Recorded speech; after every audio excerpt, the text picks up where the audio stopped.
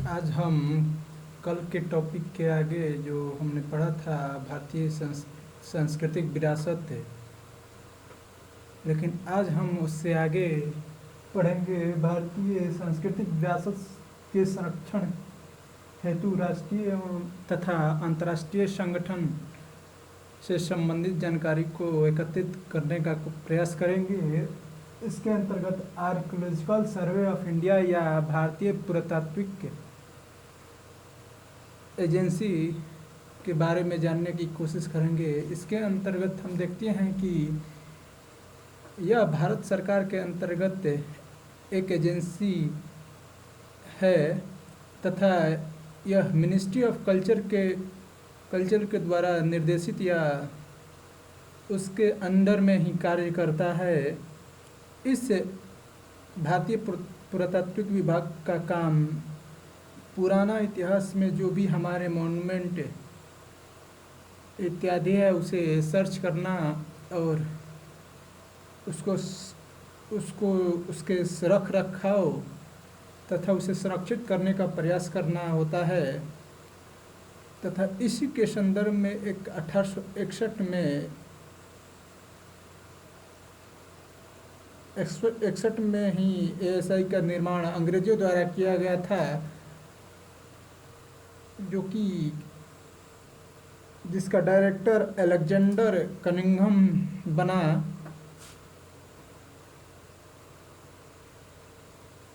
तथा अभी के संदर्भ में हम देखते हैं तो इससे संबंधित एक अधिनियम बना, MASR अधिनियम 1958। इसी अधिनियम के अंतर्गत 3650 मॉन्यूमेंट का एएसआई देख रेख करता है तथा इस मॉन्यूमेंट के देख रेख के लिए मिनिस्ट्री ऑफ कल्चर एएसआई को फंडिंग करता है। लेकिन हाल फिलहाल में देखा गया कि एएसआई को 30 सर्किल में डिवाइड कर दिया गया है। जैसे आगरा का यूपी, ऐजवाल जो मिजोरम में है, अमरावती आंध्र प्रदेश, औरंगाबाद महाराष्ट्र, बेंगलुरु कर्नाटक, भोपाल एमपी, इसी तरह से अन्य 30 सर्किल में डिवाइड एएसआई को 30 सर्किल में डिवाइड कर दिया गया, जहां से उस राज्य की पुरातात्विक मॉन्यूमेंट की देखरेख की जाती है। तथा हम देखते हैं कि एएसआई ही म्यूजियम का भी देखरेख करता है।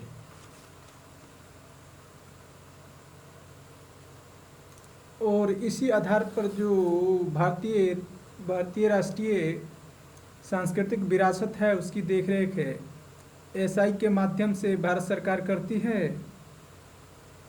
अब हम अगले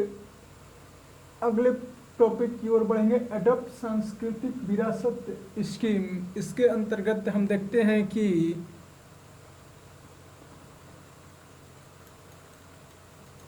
5 आइकॉनिक साइट्स को चिन्हित किया गया था, जिसको पब्लिक सेक्टर के अंतर्गत एडॉप्ट किया जब पब्लिक प्राइवेट सेक्टर के अंतर्गत एडॉप्ट किया जाना था, जिसमें अजमेर फोर्ट, अजमेर का किला राजस्थान, जो काजीरंगा नेशनल पार्क आसाम, कोलवो बीच गोवा का, कुमारकोम केरला का तथा महाबोधि टेम्पल बिहार का, जिसे गोद लेने की बात कही जा रही थी। और इस स्कीम के अंतर्गत हम देखते हैं कि अपनी धरोहर अपनी पहचान के तहत यह इनिशिएटिव भारत सरकार के अंतर्गत मिनिस्ट्री ऑफ टूरिज्म के कोलैबोरेशन के अंतर्गत मिनिस्ट्री ऑफ कल्चर तथा आर्कियोलॉजिकल सर्वे ऑफ इंडिया ने लिया। और इस स्कीम को लॉन्च सितंबर 2017 में किया गया था। तथा यह पब्लिक सेक्टर कंपनी तथा प्राइवेट सेक्टर फर्म तथा कोई इंडिविजुअल भी इस मॉन्यूमेंट को एक टूरिस्ट साइट के रूप में डेवलप करने के लिए गोद ले सकता है, ऐसा व्यवस्था किया गया था। तथा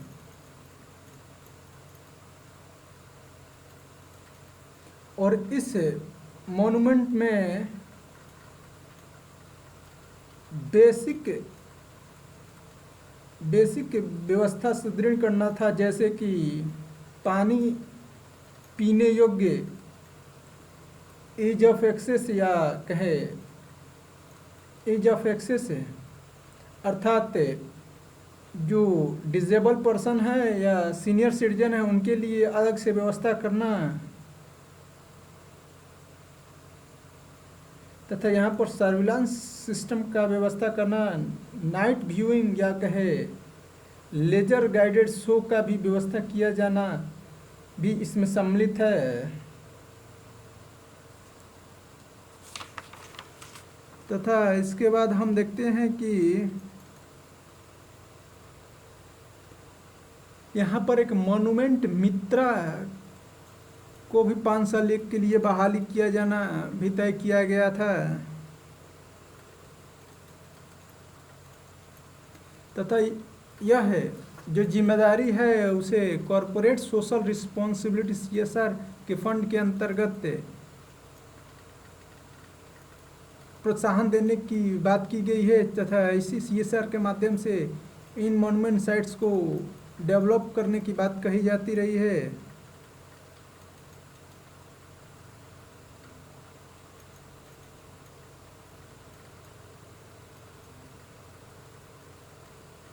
उसके आगे हम देखेंगे कि कई सारे हमारे देश में विवाद भी उठे, जो कि the issue of red fort contract for maintenance for tourism purpose है। जब दिल्ली के लाल किला को टूरिस्ट पर्पस के लिए मेंटेन करने को दिया गया कॉन्ट्रैक्ट पर, तो कई सारे लोगों ने विरोध किया, तथा इसी के अंतर्गत भारत सरकार ने हेरिटेज को ऑन ऑक्शन पर ला दी। ऑक्शन अर्थात बीडिंग प्रोसेस किया कि जो भी इस मॉन्यूमेंट के देख रेख करना चाहता है वो एक बिड के प्रोसेस से गुजरे, तथा इसकी शुरुआत सितंबर 2017 से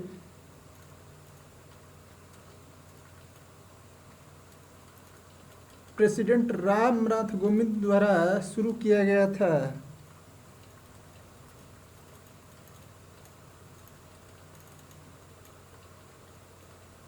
इसमें बहुत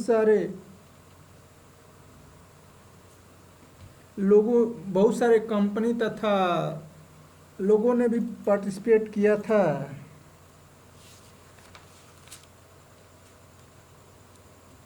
तथा इसके अंतर्गत राष्ट्रीय कल्चरल फंड की भी व्यवस्था की गई थी।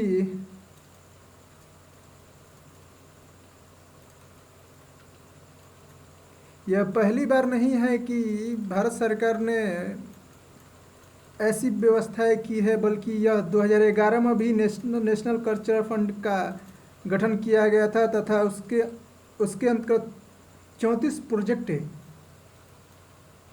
कंप्लीट किया गया था पब्लिक प्राइवेट पार्टनरशिप मोड के अंतर्गत।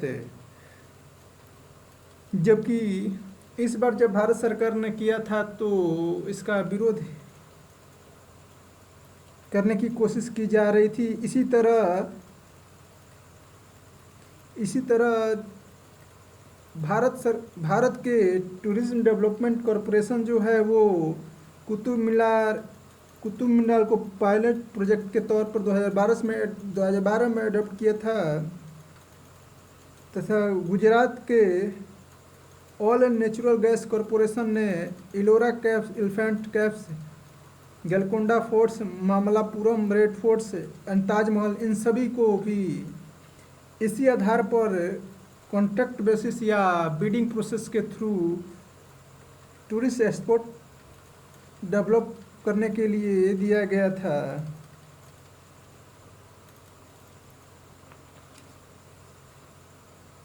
अब इसके बाद हम लोग देखते हैं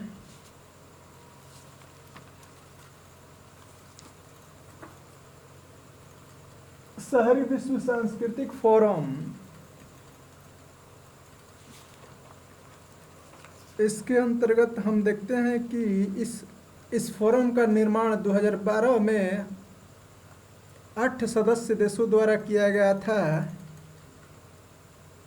जो London, Hong Kong, Amsterdam, Cape Town, Dakar, Edinburgh, Lisbon, San Francisco, Shanghai, Singapore, Toronto and many others थे। लेकिन आज के संदर्भ में देखेंगे तो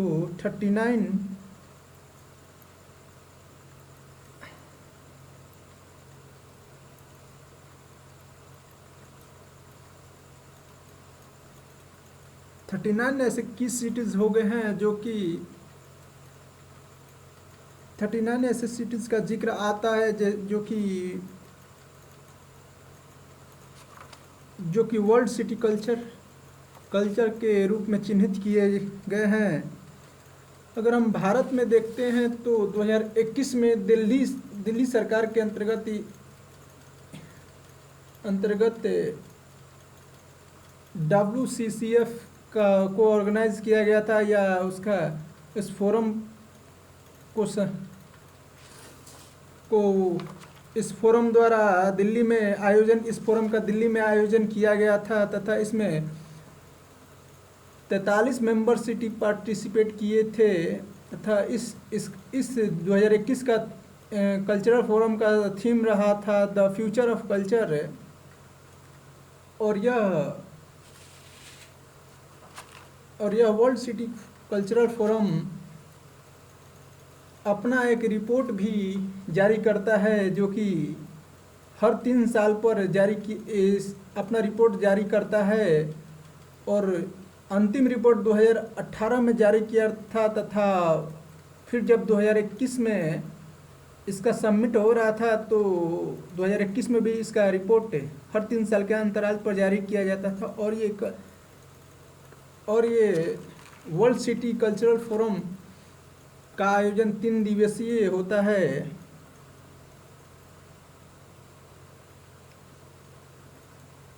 अब हम देखते हैं कि भारत में कम से कम 5 यूनेस्को क्रिएटिव सिटी है। इसके अंतर्गत हम देखते हैं कि जयपुर सिटी को क्राफ्ट के क्षेत्र में क्रिएटिव सिटी का दर्जा दिया गया है। चेन्नई तथा वाराणसी को म्यूजिक के क्षेत्र में क्राफ्ट सिटी का दर्जा दिया गया। उसी तरह मुंबई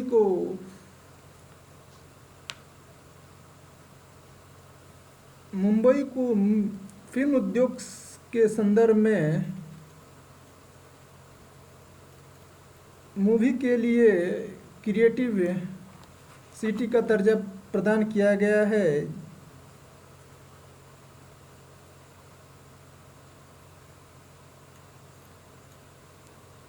और जब क्रिएटिव सिटी का दर्जा प्रदान किया जाता है तो इसके लीडरशिप पे जो है वो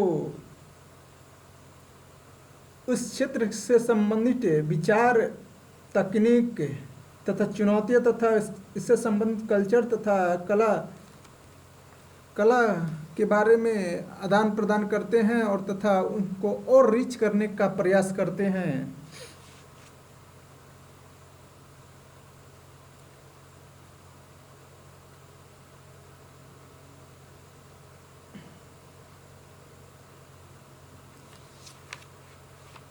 और जो चेन्नई को 7 क्रिएटिव फील्ड, क्राफ्ट और folk art, media art, film design, gastronomy, literature और म्यूजिक के क्षेत्र में जो चेन्नई को क्रिएटिव सिटी नेटवर्क का दर्जा प्रदान किया गया था। इसके बाद हम देखते हैं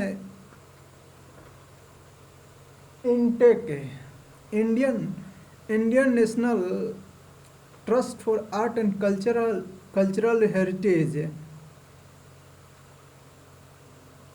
इसके अंतर्गत जो है सांस्कृतिक धरोहर को ट्रांसफॉर्म किया जाता है, और इसको जिस रूप में रहता है उसी रूप में इसको और बढ़िया से इसका जीर्णोद्धार या पुनरुद्धार कर इस बिल्डिंग की संरचना की जाती है, कंस्ट्रक्शन किया जाता है।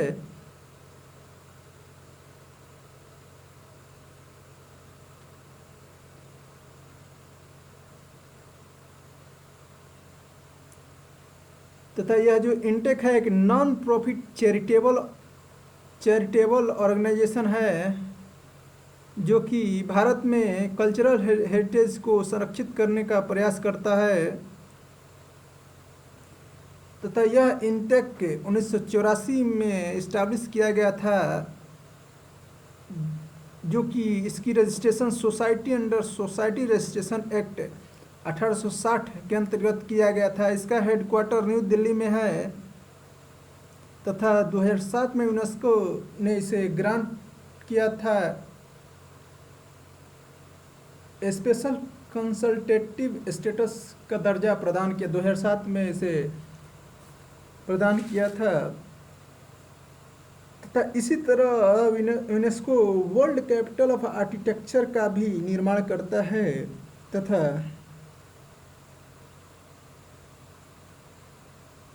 तथा इसी के अंतर्गत रियो डे जेनेरियो को वर्ल्ड कैपिटल ऑफ आर्किटेक्चर का वर्ष 2020 में दर्जा प्रदान किया गया था तथा यह पहला वर्ल्ड कैपिटल ऑफ आर्किटेक्चर बना।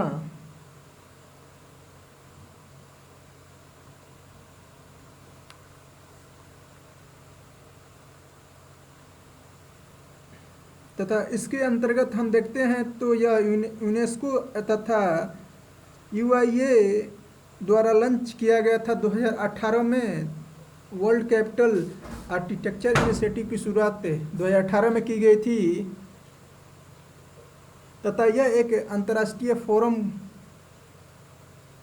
भी है जहां पर चर्चा की जाती है वैश्विक चुनौतियों से संबंधित, जो कि